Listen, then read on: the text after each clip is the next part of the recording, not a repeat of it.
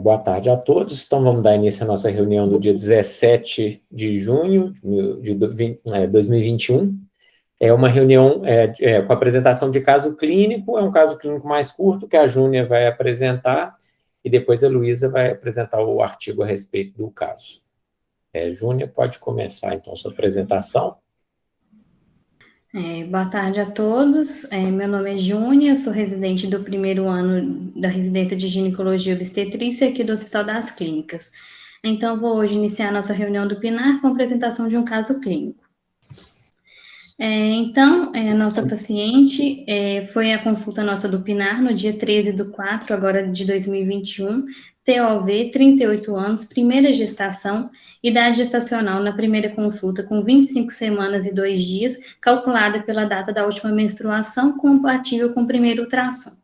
É uma paciente que veio da região amazônica, a profissão dela é engenheira agrônoma.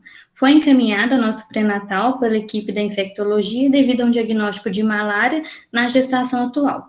O diagnóstico dela dessa malária foi feito quando ela tinha uma idade gestacional de 11 semanas e 3 dias.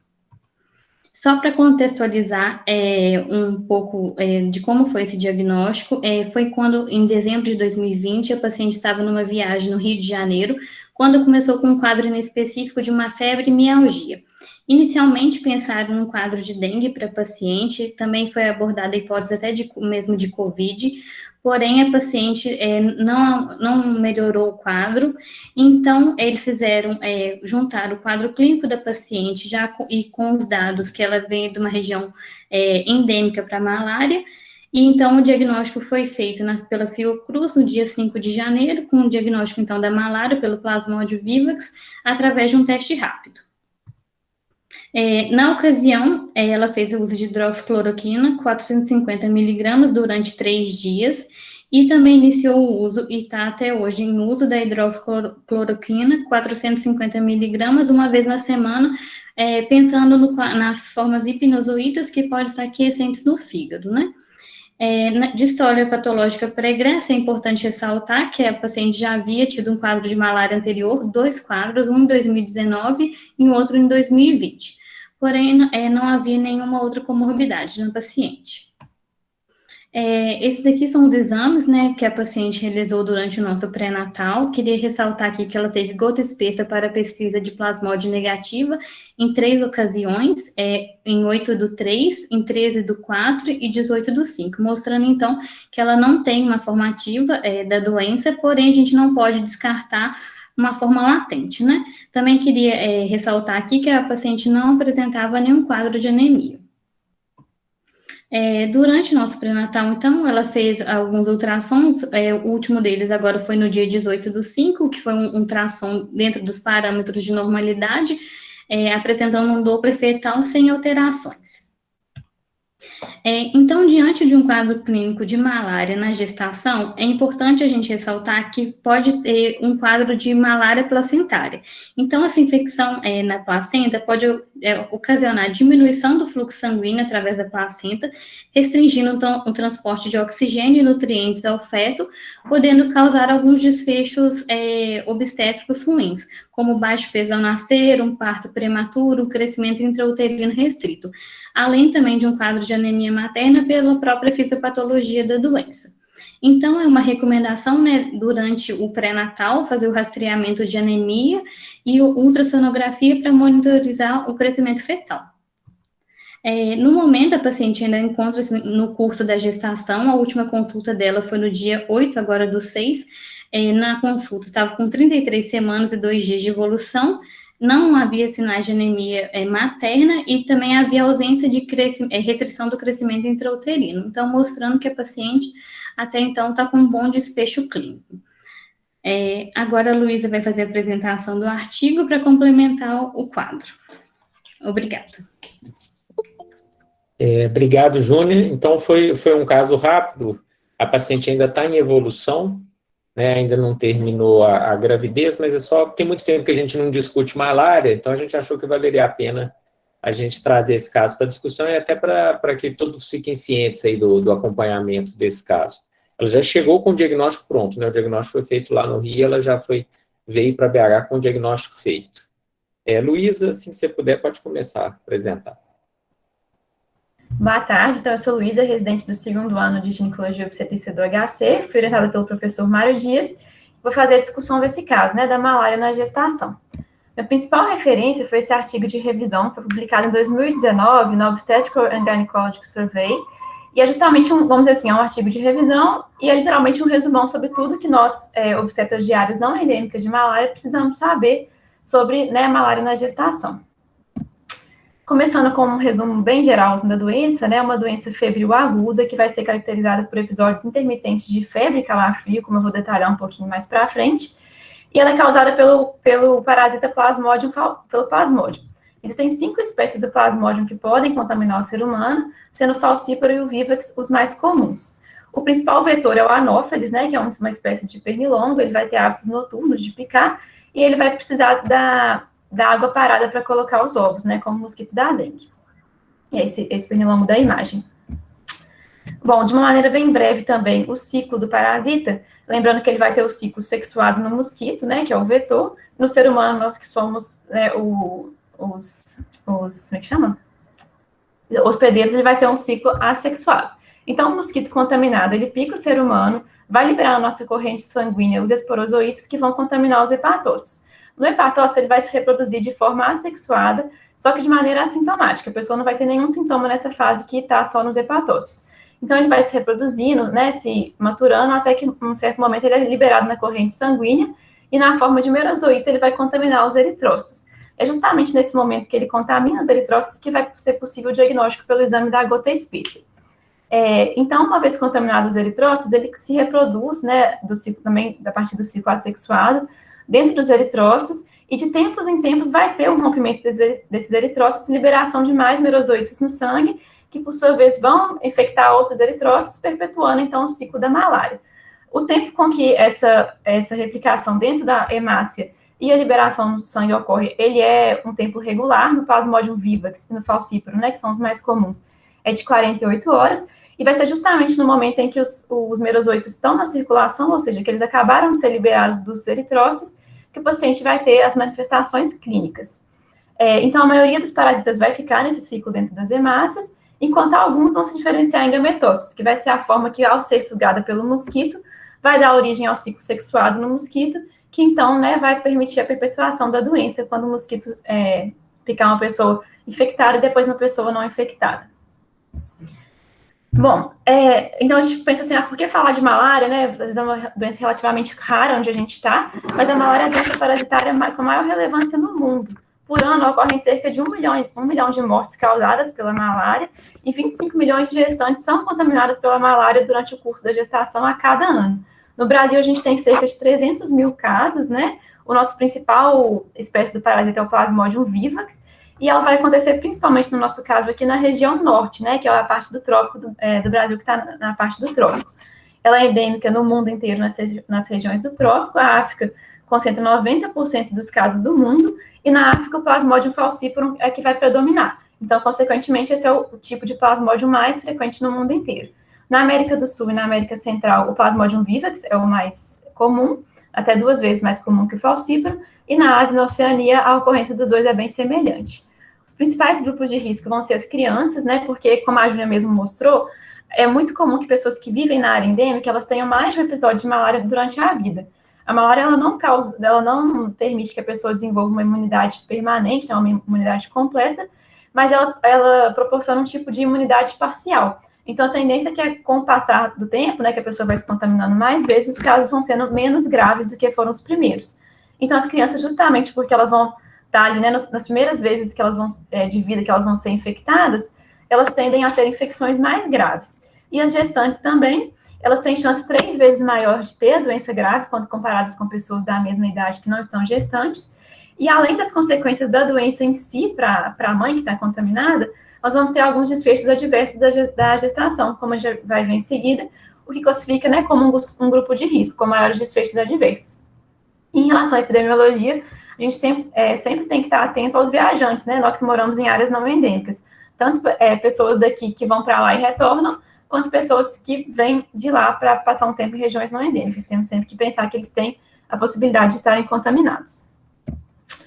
Bom, a forma clínica, né, existem duas formas principais, a forma não complicada, que felizmente é responsável pela maioria dos casos, muitos casos são inclusive assintomáticos, vai ter um período de incubação ali de 7 a 14 dias, o paciente vai evoluir com pródromos gripais, inclusive, né, foi o que a nossa paciente apresentou, em épocas agora de Covid, a gente sempre vai pensar em Covid, quando alguém aparecer com sintomas gripais, mas a gente nunca pode esquecer de que existem, né, outras doenças por aí, com a própria dengue, que foi suspeitada nela, e também o caso da malária.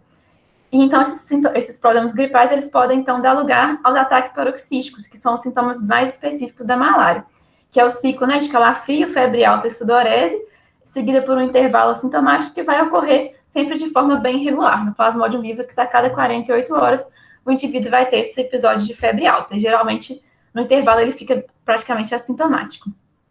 Quando a gente faz um exame físico, a gente pode procurar sinais de anemia, icterícia leve, espleno e hepatomegalia também leves. E no laboratório, a gente vai ver essa anemia causada principalmente pela hemólise, né, por causa do rompimento dos eritrócitos. Vai ter uma trombocitopenia também, mas a função hepática e renal vão estar normais. E a forma mais grave da malária, ela tem até esse nome de malária falciparum, porque o Plasmodium falciparum é o principal causador da forma grave, mas o Vivax também pode causar. E a forma grave, ela vai ser caracterizada basicamente por disfunção orgânica. Pode ser qualquer tipo de disfunção orgânica. Então, assim, um rebaixamento de consciência, injúria renal aguda, insuficiência respiratória, anemia grave. Então, assim, um paciente que apresenta um quadro clínico grave e que tenha tido, né, exposição de risco para malária, ele tem sempre que ter essa hipótese diagnóstica considerada. E quando a forma grave acontece em gestante, ela tem uma mortalidade de até 50% das pacientes acometidas. Então, como eu falei, a gente tem sempre que suspeitar de malária em pacientes que apresentam febre, né, ou então uma disfunção orgânica aguda, depois de 7 dias a 3 meses após terem tido uma exposição de risco para malária, e principalmente nos casos graves, porque se o tratamento não começa em 24 horas, pode ser fatal, né, assim, mais fatal ainda do que já é a própria doença. O padrão ouro para o diagnóstico vai ser o exame da gota espessa, que é o que está ilustrado a seguir, que é, né, de uma forma bem resumida, a gente vê o parásita no eritrócito, na forma, né, que ele está lá nos seus ciclos dentro do eritrócito. E, assim, é um exame bastante rápido de fazer e o resultado sai muito rápido, é quase imediato o resultado. O que vai ser o empecilho para ele é o fato de que ele demanda saber preparar bem a lâmina, fazer a coloração especial, e uma pessoa treinada para conseguir fazer o diagnóstico. Então, basicamente, vai demandar uma equipe de laboratório treinada para esse diagnóstico. A gente tem o PCR, que tem uma especificidade, uma sensibilidade boas, mas ele é um exame mais caro, o resultado não sai tão rapidamente quanto da gota espessa, e muitas vezes também vai precisar de laboratórios especializados. Então, às vezes, em áreas mais remotas, não vai ser possível realizar esse exame. E, por fim, a gente tem um teste rápido, né, que foi como a nossa paciente fez o diagnóstico. No artigo, ele sugere que o teste rápido sempre seja confirmado pela gota espessa ou pelo PCR.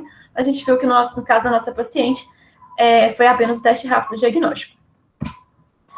Bom, agora entrando mais especificamente na malária e na gestação, né, um pouco da epidemiologia, a gente seguindo aquele mesmo raciocínio das crianças, né, de que as primeiras vezes que a paciente tem a doença, ela tende a ser mais grave porque ainda não tem nenhum tipo de imunidade, a gente vai ver que a malária ela vai acometer e vai causar mais sintomas, principalmente nas mulheres mais jovens, nas primeiras gestações, e no primeiro e no segundo trimestre, né, porque a gente vai de se esperar que mulheres mais velhas, gestações subsequentes, e em trimestres mais avançados da gestação, a paciente já tenha tido algum tipo de contato com a malária, então vai ter manifestações mais brandas. Mas é muito importante ressaltar que o efeito adverso, ele pode estar presente mesmo em gestantes assintomáticas ou então que tem uma carga parasitária muito baixa, porque como a Júlia falou, o que vai ser o principal responsável pelos efeitos da malária na gestação vai ser a doença placentária, e a doença placentária, ela independe da carga parasitária.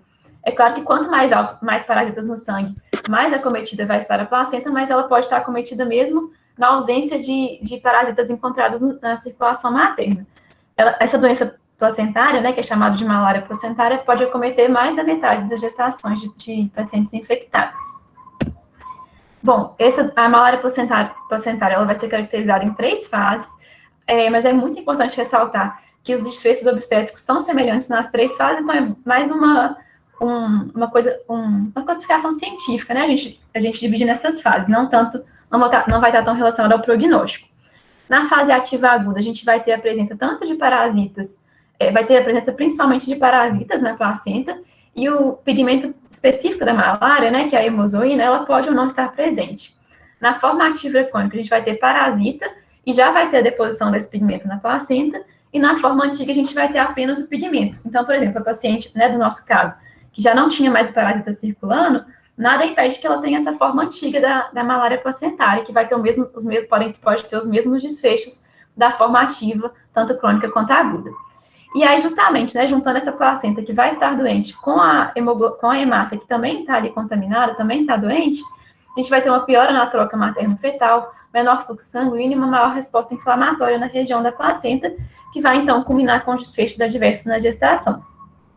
As principais consequências da malária placentária são baixo peso ao nascimento, o parto prematuro, o feto ser, né, pequeno para aquela idade gestacional, então uma restrição de crescimento, e a anemia materna.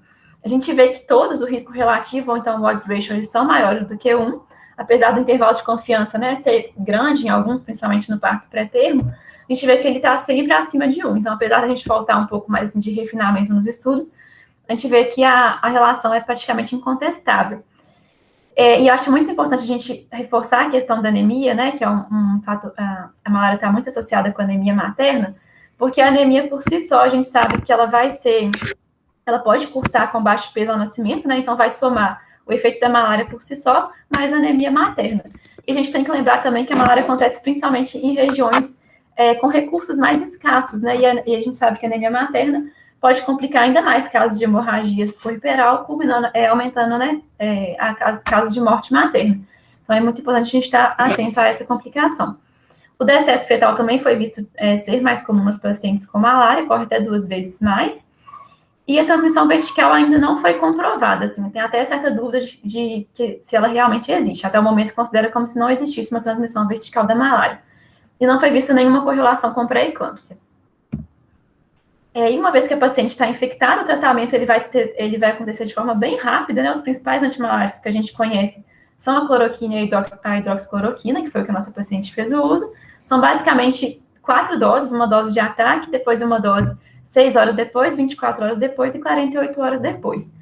E no caso do Plasmodium vivax, que é o nosso que a gente tem mais aqui no Brasil, é importante manter a cloroquina por toda a gestação, né, a cloroquina, ou então a hidroxicloroquina, pelo risco da forma latente, que é uma forma específica do Plasmodium vivax e do Plasmodium ovale, que o parasita ele fica numa forma latente no fígado, nos hepatócitos, e a qualquer momento ele pode recidivar a doença aguda, seja semanas, sejam até mesmo anos depois da infecção. E a gente não quer que isso aconteça durante a gestação.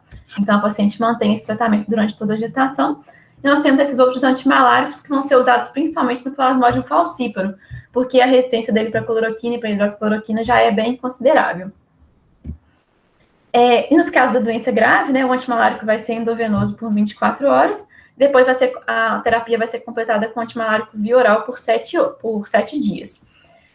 O tratamento é sempre no cenário de terapia intensiva, porque além da doença muito grave, né, com a disfunção orgânica, o remédio endovenoso pode cursar com cardio e hepatotoxicidade, além de hipoglicemia e acidose. E é muito importante, sempre que possível, essa paciente ser acompanhada em um hospital que tenha uma equipe de obstetrícia e de pediatrias prontas, né, para um parto ali na vigência da doença da malária. Porque a gente sabe que a infecção por si só, como qualquer outra infecção, ela pode precipitar o trabalho de parto pré-termo, e muitas vezes o parto vai ser indicado pelo estado materno-fetal grave, né? Não, vamos dizer assim, o estado materno também não tranquilizador. Então, a gente pode ter que adiantar o parto, então é importante as equipes estarem preparadas.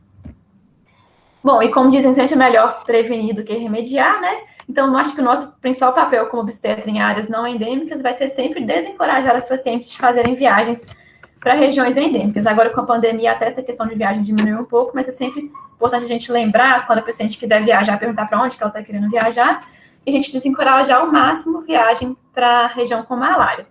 Se for algo inadiável, orientar que ela prefira ir no final da gestação, e também que evite os períodos logo após a época de chuvas. E é claro, né, quando estiver na região endêmica, que ela tome todos os cuidados anti-mosquito, vamos dizer assim, né? Um dos principais seria usar a tela anti-mosquito. É importante lembrar que a tela tem que ter o inseticida, não basta ser simplesmente o pano.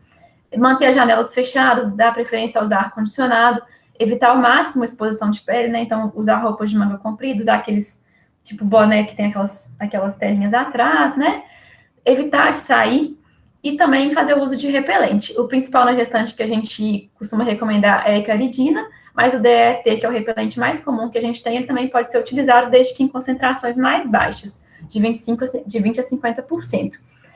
Deve reaplicar a cada 3 a 4 horas e lembrar de passar também sobre as roupas, porque o efeito dura mais quando é passado também sobre as roupas. E todo paciente, né, a OMS e o CDC recomendam todo indivíduo que vai viajar para uma área endêmica de gestante, de malária, e isso inclui a gestante em qualquer idade gestacional, deve receber a quimioprofilaxia. Quando o paciente for para uma área com Plasmodium vivax, ele deve receber a cloroquina ou a hidroxicloroquina, é um comprimido por semana, começando 2 semanas antes e terminando 4 semanas depois. Quando ele for para uma área com o Plasmodium falciparum, ele deve receber a mefloquina, também começando 2 semanas antes e terminando 4 semanas depois. E lembrar que sempre que o tipo de parasita mais comum for desconhecido, usar a mefloquina por causa da resistência do falciparum à cloroquina. Bom, e por fim, como a Júnia já falou, né, é muito importante quando a gente está fazendo o pré-natal de uma gestante que tenha tido o diagnóstico de malária, ou que venha de regiões com malária, tenha viajado para a região com malária, a gente ficar bem atento na questão da anemia materna, fazer ultrassom com certa regularidade para avaliar o crescimento fetal, e ficar sempre atento ao risco de parto prematuro, né, pela infecção em si. Infelizmente, a gente não tem muitos estudos sobre o momento do parto, então, até o presente momento, a via de parto e o momento da interrupção, eles ficam por indicações obstétricas por outras causas, né, a malária por si só não indica uma interrupção mais precoce, ou uma via de parto alta, por exemplo, ainda mais porque a gente não tem essa questão da transmissão vertical. É recomendado enviar a placenta para estudar anatomo patológico, mas principalmente para ver aquelas fases da malária, mas mais para complementar o caso, não tanto porque vai mudar o prognóstico. E é claro, né, sempre comunicar a equipe de pediatria que aquela paciente teve exposição à malária durante a gestação. Era isso que eu queria passar, espero que tenha dado para aproveitar. Obrigado, Luísa. A apresentação foi ótima e uma revisão muito boa sobre malária e gravidez, para a gente que tem muito tempo que não vê o assunto, né? Uhum. Eu achei importante. Obrigado pela apresentação, inclusive com citações de Guimarães Rosa. Teve cuidado de colocar várias citações de Guimarães Rosa, que descreveu muito bem o assunto. Pois é.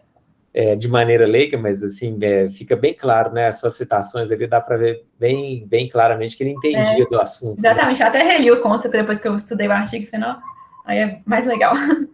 Pois é. Eu achei importante também para a gente relembrar que, apesar da gente estar vivendo uma pandemia, nem tudo que dá febre é Covid, né? Então, Exatamente. A gente tem que ficar atento a essas outras doenças, não só malária, mas dengue, todas essas outras doenças que fazem parte aí do nosso dia a dia. Uhum. Mas eu achei que realmente foi uma apresentação muito boa. A professora Regina já se manifestou ali querendo falar, então, professora Regina, pode falar. Quase boa noite, né? Então, primeiro aí, parabéns pela apresentação, tá? Parabéns pela escolha, Mário. Acho que é muito interessante, né, quando se utiliza esses casos, né, para chamar uma atenção, uma coisa que, como regra, nós, às vezes, nos esquecemos, que é pensar em diagnósticos diferenciais, né? Então, o que você falou aí da questão da pandemia, né, eu acho que é importante lembrar que ela se aplica para toda situação, né? Uma grávida que está com vômitos incoercíveis e perda de peso, não necessariamente está com hiperemese gravídica, embora a intercorrência obstétrica mais comum que nós vamos encontrar nela seja a hiperemese gravídica. Mas a gente tem que pensar nos diagnósticos diferenciais, né? Alteração de função hepática na gravidez não é síndrome HELP, pode ser síndrome HELP, né? Então, eu acho que, assim, parabéns, porque eu acho que esse caso traz muito essa possibilidade, né, de refletir o quanto que é importante quando nós fazemos o raciocínio clínico, fazemos a nossa hipótese diagnóstica mais provável, né? Está na hora, obviamente, de conduzir aquela hipótese diagnóstica mais provável, mas está na hora de respirar e fazer o raciocínio de que diagnósticos diferenciais eu preciso estar atento, tá? Então, assim, meus parabéns, tá? E eu só queria chamar a atenção duas coisinhas. Primeiro, que a Escola Rosa sabia tudo de medicina, sim, Mário. Ele não era leigo, não. Ele até serviu como médico, ué. Não. O texto é leigo. Ele sabia, não, tá. Pensei que você falou que era uma citação leigo, não. Ele sabia muito de medicina, né? E como sabia da medicina do sertão, né? Porque era uma pessoa que vivia o sertão. E uma outra coisa que não falou no artigo, né, mas eu acho importante nós estarmos atentos, é a questão do embora seja mais comum em uso mais prolongado, nós sabemos que não necessariamente é só em uso prolongado, está atento aos efeitos tóxicos da cloroquina, tá? Principalmente as alterações oftalmológicas. A lesão macular, né, que pode ser induzida pela cloroquina, em algumas pessoas ela acontece muito precocemente, com um uso muito curto, né, muito curto. Era mais comum com uso mais prolongado, então as pessoas que têm doenças autoimunes, e a dose que vai ser utilizada na gravidez, ela fica ali no limite da segurança da dose que pode induzir a maculopatia, porque ela está usando 300, se não me engano, não é isso? Né? 300 deve estar dando aí para o peso dela uma média de 5 miligramas quilo. Ela está usando 450, ela está usando a hidroxicloroquina, 450. Pois é, e aí a gente sabe que as doses menor que 5 miligramas, que excepcionalmente vão ser prescritas, né, porque não tem muita utilidade, são situações com menos risco de maculopatia. Então, eu acho que no acompanhamento pré-natal é importante ficar atento a isso. E como nós somos um hospital universitário, não é difícil pedir uma avaliação oftalmológica dela daqui a um tempo, mais para o final da gravidez, para poder avaliar, né? Então, acho que vale a pena lembrar aí das alterações oftalmológicas induzidas pela medicação, tá? Então, assim, de novo, parabéns, belíssimas apresentações, né? O caso curtinho, mas muito bem apresentado, né? Uma coisa que eu fiquei pensando aqui, Mário, pura inferência, tá? Nada eu já tenha lido alguma vez, tá? Mas só pensando em função da questão do próprio risco, né, na gravidez, será que valeria a pena, no caso dela, por ela estar grávida e ter tido, né, o quadro clínico na gravidez, será que valeria a pena fazer uma checagem de reserva de ferro dela, além apenas do nível de hemoglobina? Pensei em talvez fazer uma ferritina, alguma coisa para poder ver como é que ela está aí para segurar o restante da gravidez. Foi só pensamento aqui que não sei se cabe, tá? Eu acho que cabe sim. Então, as meninas já vão até anotar aí o que a gente vai pedir na próxima consulta. Ferritina e avaliação oftalmológica. Já pode pôr na lista aí para a gente pedir. Professora Regina, só aproveitando sua presença aqui, você que está mais ligada a essa parte epidemiológica aí junto à Secretaria de Saúde, é impressão nossa ou esse ano nós fomos aquele ano que tem menos casos de dengue? Porque esse ano parece que teve pouco caso de dengue, né? Porque geralmente tem um ano que tem muito, aí depois os anos consecutivos eles têm menos e vai subindo progressivamente, né? Esse ano nós estamos tendo mais problema com chikungunya, tá? Dengue realmente parece, exatamente isso que você falou, a dengue ela é meio cíclica, assim, né? E nós temos tido mais casos de chikungunya do que dengue. Estamos com muitos casos de dengue, né? Existe uma preocupação de quanto de subnotificação está acontecendo. Exatamente, né? Todo mundo pensa em Covid e esquece da dengue. E não só até isso, Mário, assim, quadros mais leves em que as pessoas sequer vão procurar o atendimento, pensando em não se expor, né? Nós temos tido muito uma preocupação, às vezes, da população em procurar os atendimentos de urgência e emergência com medo de exposição, né? Então, não sabemos se subnotificação está impactando muito, mas realmente parece que esse ano foi um ano, agora a gente já está saindo da fase ruim da dengue, né? Então, realmente parece que foi um ano mais confortável mesmo de dengue. O que significa que próximo ano deve pegar, né? Porque Porque a gente pegou A gente 16 escapa de uma terrível, epidemia e não escapa da 18 outra. terrível, 20 foi muito complicado, 21, né? Assim, e os ímpares estavam mais a menos mesmo, mas a gente está mais. Mas está tendo muito caso de chikungunya, chamando a atenção. Ok. E Zika voltou, né, gente? Voltou. Então, cuidado com exantemas, tá? Voltem a pensar em Zika. Nós estamos pensando, inclusive, em fazer uma nota sobre aumentar a testagem de arbovirose em algumas situações, especialmente grávidas, porque preocupada aí com a subnotificação. Ok. Alguém mais quer falar, gente? Eura abriu a câmera aí, quer falar alguma coisa? Não, só para escutar melhor a professora Regina aqui, porque é importante mesmo, né? A gente praticamente não ouve mais falar dessas doenças, né? Da dengue, da chikungunya, a gente não ouve. Eu até comentei essa semana com as meninas lá no Pinar, né? Acho que foi com a Júnia e com a Luísa aqui. Ninguém fala mais, é como se nem existisse mais, não tem nenhuma campanha, não tem nada mais, né?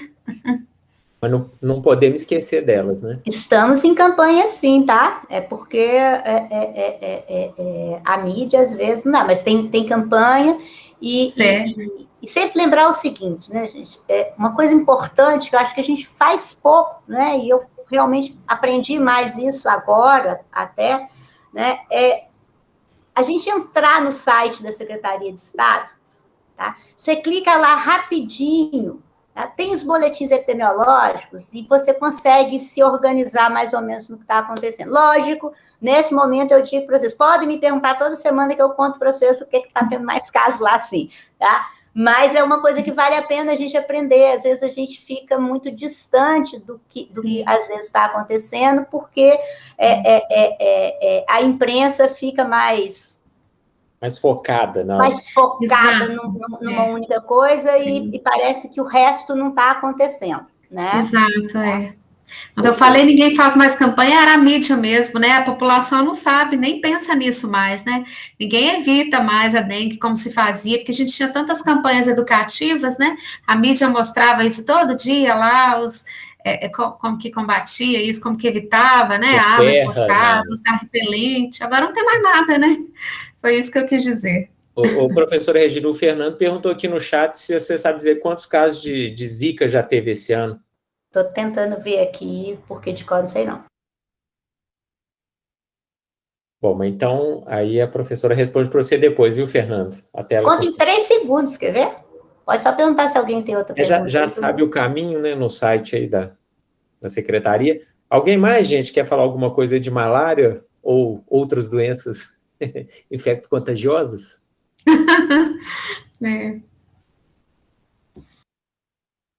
E a câmera, então, vamos lá, boletim do dia 15 de junho de 2021, tá? Tivemos, então, até o dia 15, né? 10.202 casos de dengue confirmado, tá? 22.129 casos prováveis, 3.850 casos de chikungunya, quer dizer, eles são numericamente menor que dengue, né? Mas eles são um aumento muito grande em relação ao que vinha tendo anterior, com 5.081 casos prováveis.